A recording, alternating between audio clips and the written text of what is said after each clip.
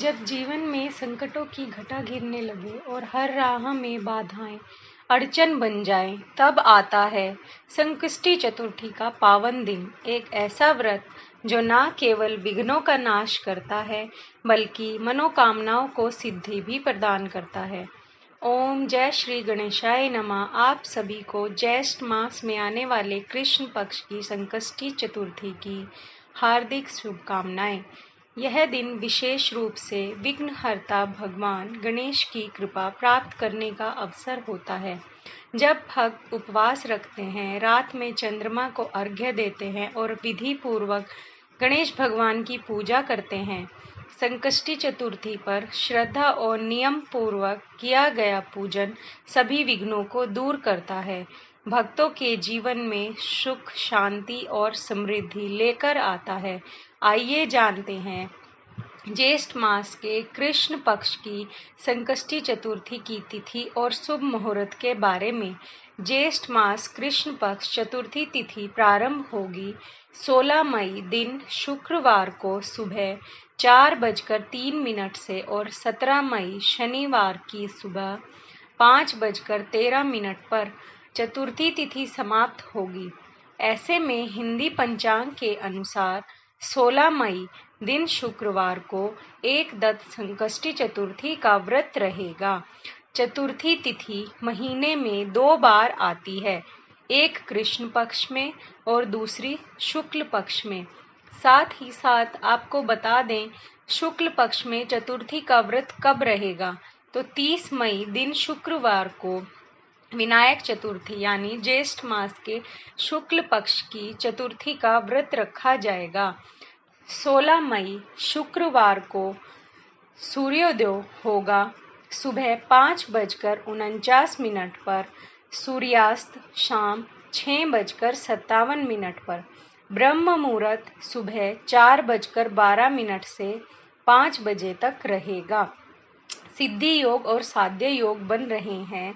सर्वार्थ सिद्धि योग में संकष्टी का व्रत रहेगा।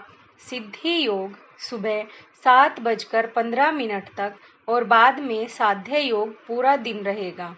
अमृत काल सुबह 9:16 से 11 बजे तक रहेगा। राहु काल सुबह 10:30 से दोपहर 12 बजे तक रहेगा। इस दिन गणेश भगवान की पूजा का शुभ मुहूर्त सुबह 4:27 से लेकर 5:30 तक रहेगा। हालांकि इसके बाद भी आप पूजा कर सकते हैं।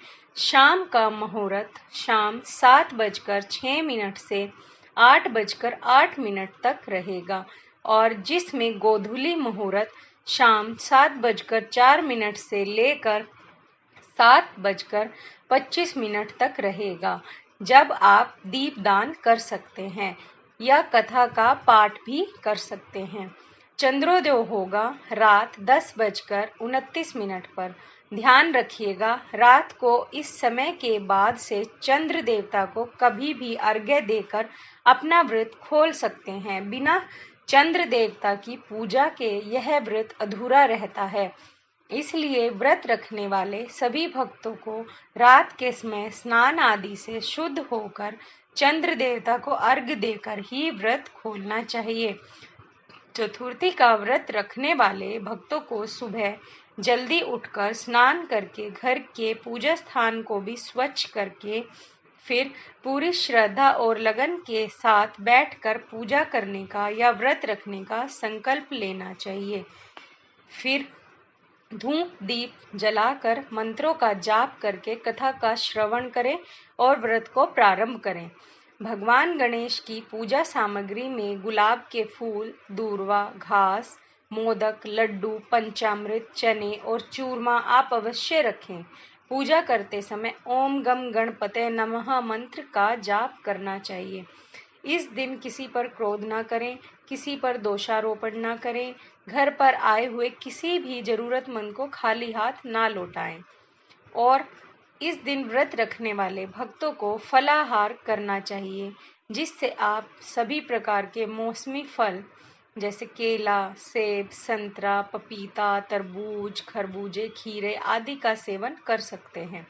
और इनके अलावा सभी प्रकार के मेवे, दूध, दही, शहद आदि का सेवन भी आप कर सकते हैं।